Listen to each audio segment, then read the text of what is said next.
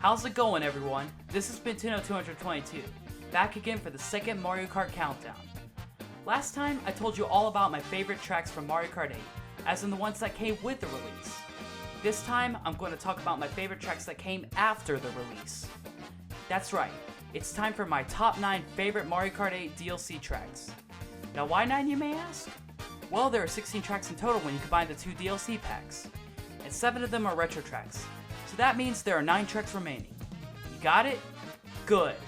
Because it's time to step on the gas once again and get started.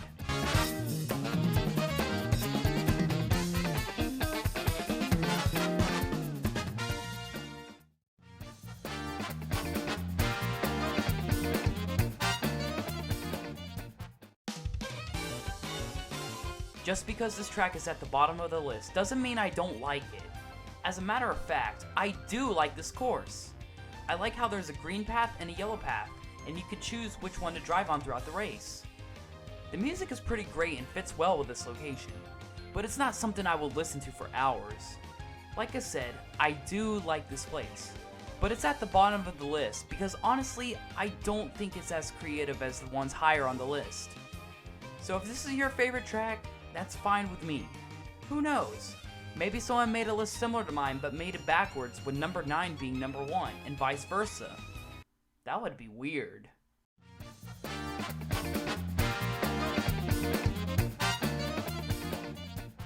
Here's another track I enjoyed despite being low on the list. Dragon Driftway is a track that's mostly anti-gravity. Literally, the only part that isn't is the starting area. I really like the look of this place. It's all oriental, and the whole road is shaped like Gobblegut from Super Mario Galaxy 2. And there's murals and a statue of Lakitu. So does this mean this track was made for Lakitu? Well, it had to be for someone since Gobblegut isn't playable. And Nintendo, don't even think about shrinking Gobblegut down and making him playable. We already had Honey Queen in Mario Kart 7. Other than the theme and the look of the track, it's not really that exciting. But it's more creative than Ice Ice Outpost, I'll give it that.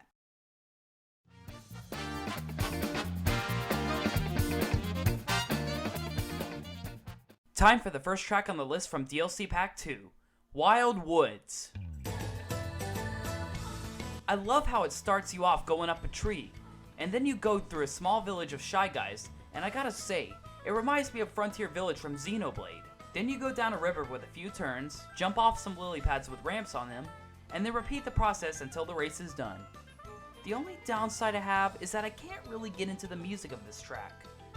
But racing here is always a fun time. Just not as fun as number 6 through 1.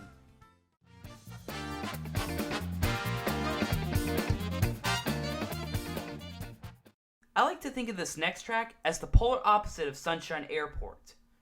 Number 6 goes to Super Bell Subway. I'm surprised. I can't believe I've never thought of this. We've had a pinball machine, a mall, an airport, and now a subway station. This track is pretty fun despite the subways being active the whole time. But if you're lucky, you can hitch a ride on top of them and jump off their conveniently placed ramps. There's also a glide ramp, which is always nice to have.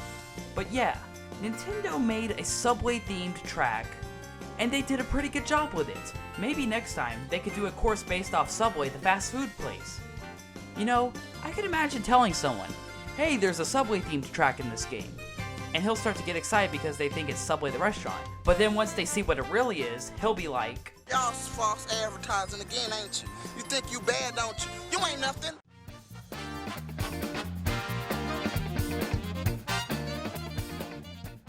I know what you're thinking. Nintendo, what do you have against the original tracks? I don't have anything against them. I just find the crossover tracks to be more enjoyable than the original tracks.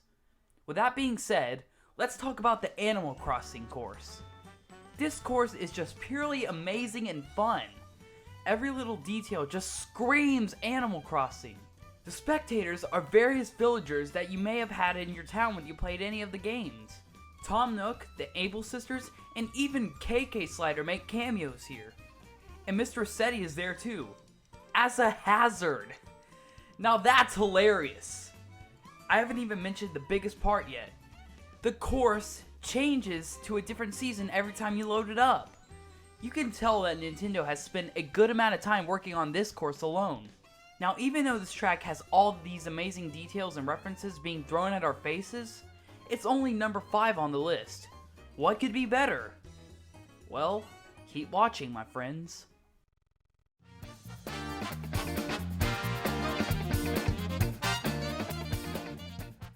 Next up is the course that got me pretty excited. Get it? Because it's Excite Bike? Ah, whatever. Now I know some of you are like, boo, it's just a Baby Park ripoff. Wrong. It's Baby Park without the baby and a great NES classic thrown into its place. But in all seriousness, this place is awesome. The layout changes every time you play on it, and doing tricks off every ramp is so satisfying. And the music. Oh my goodness! It's chiptune at its finest. I mean, I could really jam to this.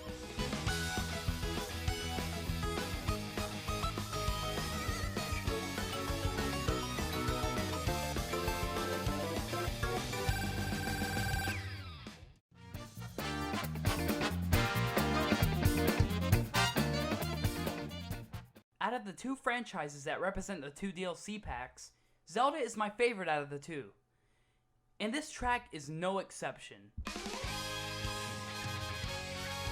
Who knew we would see the day when Nintendo would make a track based off Zelda and put it in a Mario Kart game? Like the Animal Crossing course, Hyrule Circuit is just filled to the brim with details and references to the Zelda series.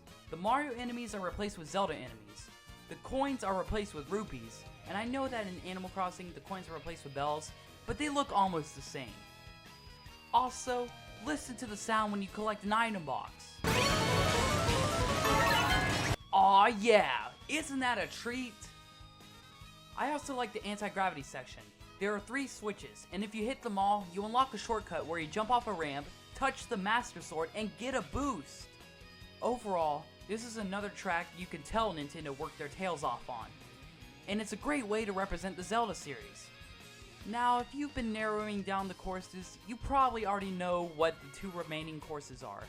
The question is, which one is number 2, and which one is number 1?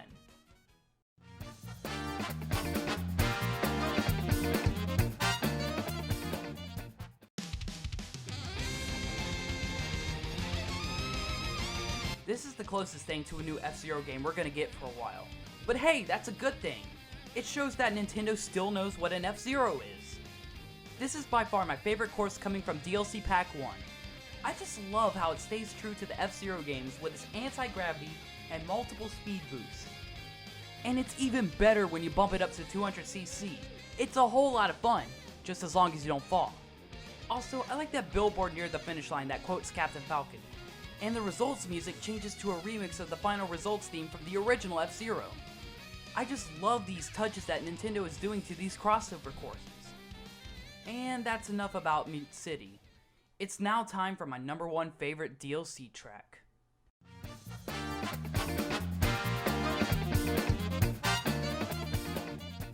So, if you narrowed it down all the way up to this point, you should know that my number 1 favorite DLC track is not only from DLC Pack 2, but it's also related to my second favorite DLC track. But guys, I couldn't help not putting this at my number 1 spot.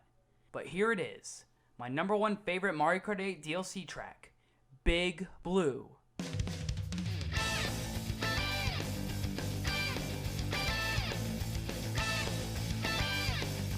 This is how you make a great DLC track right here. Anyway, like Mount Wario and the resurrected N64 Rainbow Road, Big Blue is 1 lap long. And instead of going down a mountain or looping back to the start, you go all over the place. Going upside down, sideways, through a moving water section that reminds me of Koopa Cape, until you eventually start driving up to the finish line. That's right, you drive up to it. Also, that music.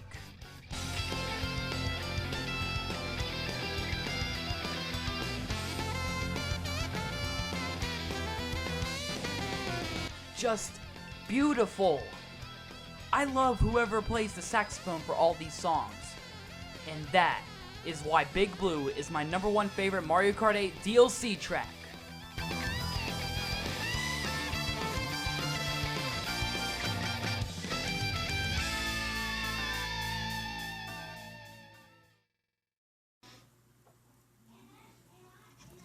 I am Nintendo222, and I am looking forward to the next Mario Kart DLC pack. Whenever they announce it. But I hope when they do announce it, it includes awesome retro and new tracks, characters that actually make sense, and another great franchise to cross over with. I hope it's Kirby. Anyway,